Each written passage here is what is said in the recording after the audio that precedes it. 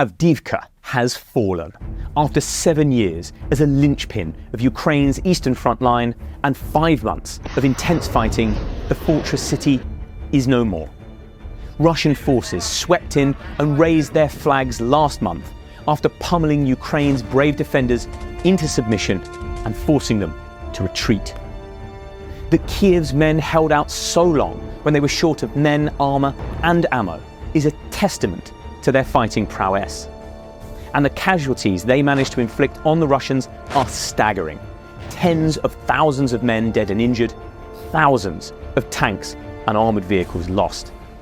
But in the end, they couldn't hold on any longer and made the call to retreat, having perhaps learned some hard lessons from the bloodbath in Bakhmut last winter.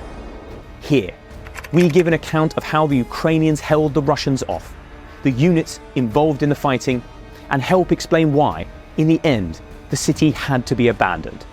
This is the blow-by-blow story of the battle for Avdiivka.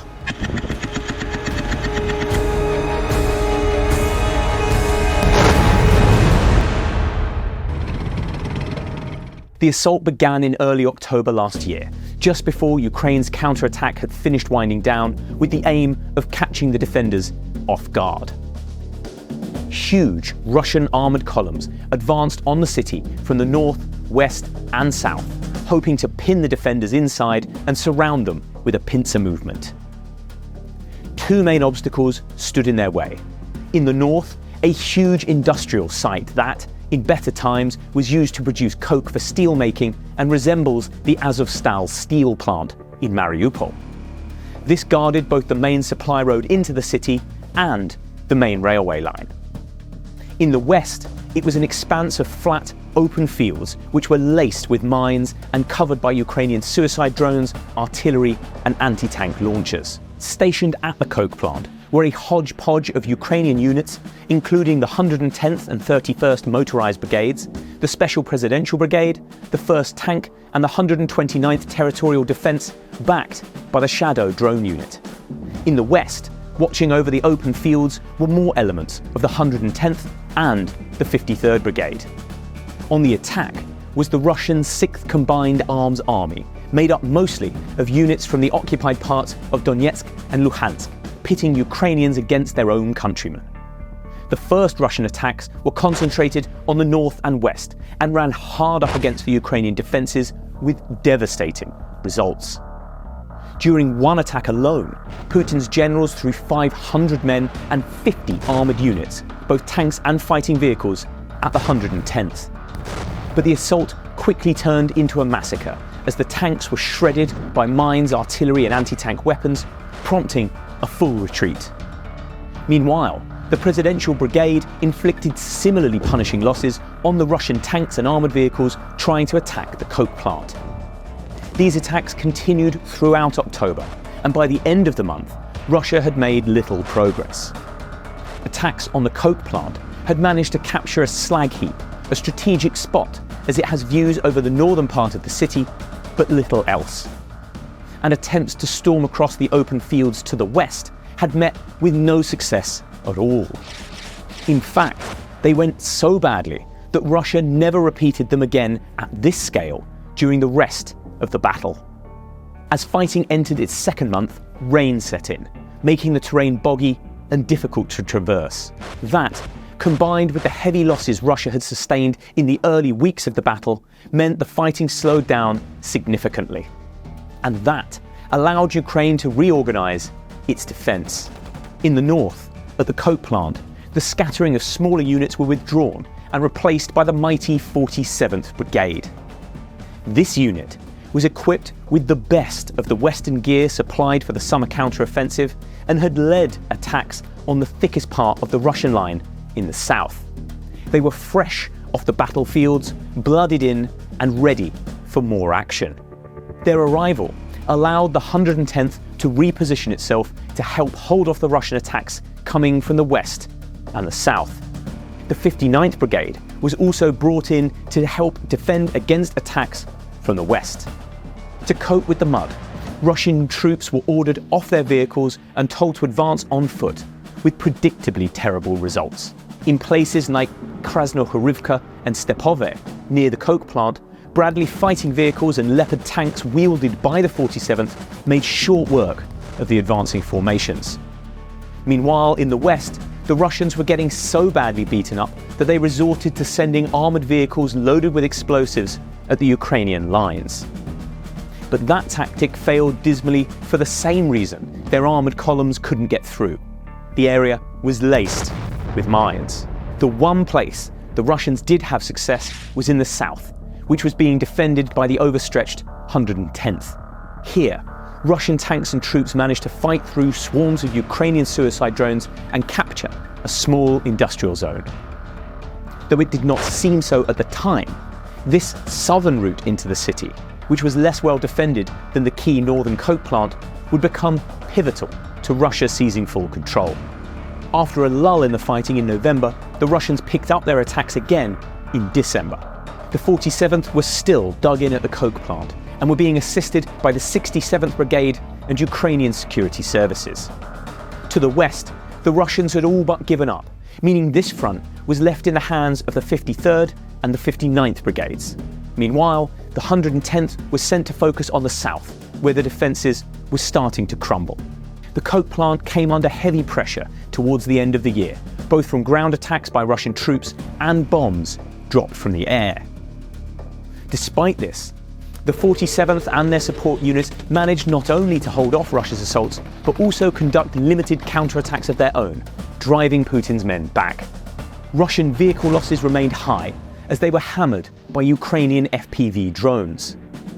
But this reliance on FPVs disguised the fact that the Ukrainians were running out of ammunition, particularly artillery shells for their big guns. In the south, this meant the 110th had a hard time holding back Russian troops who continued to advance into the outskirts of the city. They even managed to eliminate a rare Terminator fighting vehicle using nothing but a few cheap suicide drones. But these could not make up for the lack of artillery ammo, and the Russians continued their march forwards. Without urgent resupply, the defences would not be able to hold on forever. That resupply never came, and throughout January, the situation became increasingly desperate. By this time, attacks on the western side of the city had stopped altogether, and the 53rd and 59th largely vanished from the fight. Instead, all the battles were located in the south and north, being held by the 47th and 110th.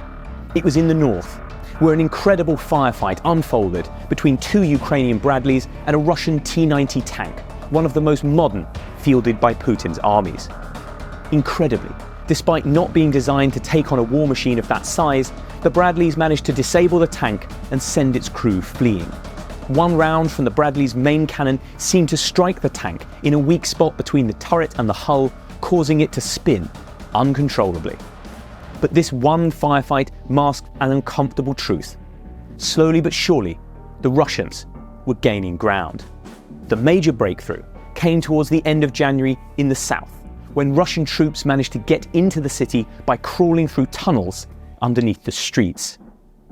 This meant they bypassed the 110th, which conducted some counterattacks using Bradley fighting vehicles to try and regain the initiative. But by the end of the month, Russia was in control of a residential area to the south of the city. Fortress Avdiivka had been breached, and from here, the collapse would be swift. The 47th and 110th were now the two main units defending the city, hemmed in from all sides by Russians advancing with a 10-to-1 advantage in numbers. The 110th was struggling to keep Russia out of the south of the city, and at the coke plant in the north, the 47th was also being hammered. Sometime in early February, the Russians managed to cut the main supply road in this area, threatening all the troops in Avdiivka with being surrounded and destroyed. To avoid disaster, Ukraine sent in the cavalry, the elite 3rd Assault Brigade, which led the attack on Bakhmut over the summer, went charging in to break the encirclement. However, this quickly turned into covering the retreat. Russia, for the first time in the war, managed to achieve air superiority over at least part of the battlefield, which just happened to be the skies over Avdiivka. This gave their jets free rein to bomb the hell out of the city, reducing what remained of the Ukrainian defences to rubble. With nothing left to defend, the Ukrainians began abandoning their dugouts, which quickly turned into a full-blown retreat. There is a lot we don't know about this stage of the fighting. General Syrsky, who took over from Zaluzhny as Ukraine's top commander just weeks before this moment, played it off as an organised retreat. But there are rumours swirling that the Ukrainians left their positions in a hurry, leaving valuable weapons and vehicles behind. Dozens, and possibly hundreds, of their own men may also have been cut off during the retreat, encircled by the Russians and either captured or shot. However it actually played out, what we know for sure is that starting on February the 17th, Russian forces began raising their flags over key points of the city. And by February 19th, the whole of Avdiivka was under their control. A decade after the city was first attacked, 7 years after it became a Ukrainian fortress, and 5 months since the battle started, it was over. Putin, who is gearing up for an election campaign back in Russia, was quick to announce the fall of Avdiivka and bragged that it was the greatest Russian victory since the capture of Bakhmut a year before. Like Bakhmut, it came at an incredible cost to the Kremlin. Though estimates are sketchy, it is thought Russia lost almost 50,000 men wounded and killed, and more than 1,000 tanks and armoured vehicles. All of that to advance around 5 miles. It is a testament to how hard the Ukrainians fought. But unlike Bakhmut, the fall of Avdiivka does have strategic significance for Kiev. It was the linchpin of Ukrainian defences in the region, the strongest point in a first line of barricades that has now been breached. Syrsky's men will now be forced to fall back to a less well-defended line around 10 miles away, meaning the Russians will advance further until they meet that line. And then the Ukrainians will have to defend those positions, or else watch the Russians advance even further. But the fall of Avdiivka may not be the disaster it at first seems. Syrsky was also the general in charge of the defence of Bakhmut last winter, and was responsible for the call to hold on there until the bitter end. That decision has been heavily criticised by analysts who said all of the advantages gained by sucking Russia into a bloodbath was squandered in the final months. Having found himself in the same position once again, Syrsky may have decided to cut his losses and save his men while the casualty ratio was still heavily in their favour.